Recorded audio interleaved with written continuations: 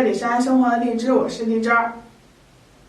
平时我们在家里面炒菜做饭的时候都会用到猪肉，但是猪肉该怎么保存呢？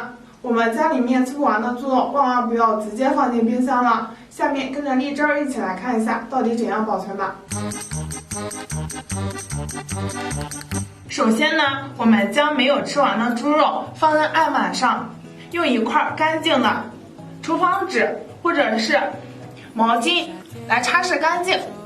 之后我们再准备一块生姜，然后把姜给切成末，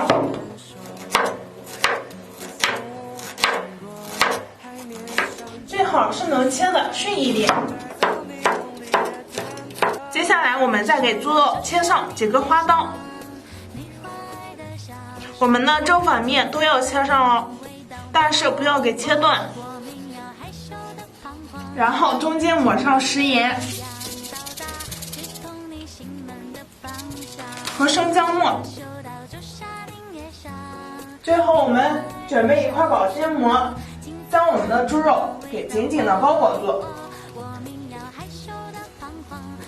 这样就可以将它放进冰箱里面啦。我们用这种方法冷冻的猪肉，即使是放上1年也不会有异味，吃起来还是一样的鲜嫩呢。而且猪肉配上生姜还有增加肉质鲜香的作用，但是有一点我们一定要注意，那就是盐千万不能够抹的太多哦。基本上盐的数量根据1斤肉配上1克盐左右就可以了。如果盐放的太多，就像是我们平时腌制腊肉一样了，这样的肉我们的水分就很容易被盐吸出来，肉自然就不会鲜嫩可口了，在做出来的时候就会非常的柴，非常的老了。看完以上的视频，大家以后也千万不要直接放进冰箱里面保存猪肉了。好了，本期的视频分享就到这里结束了，我们下期再见吧。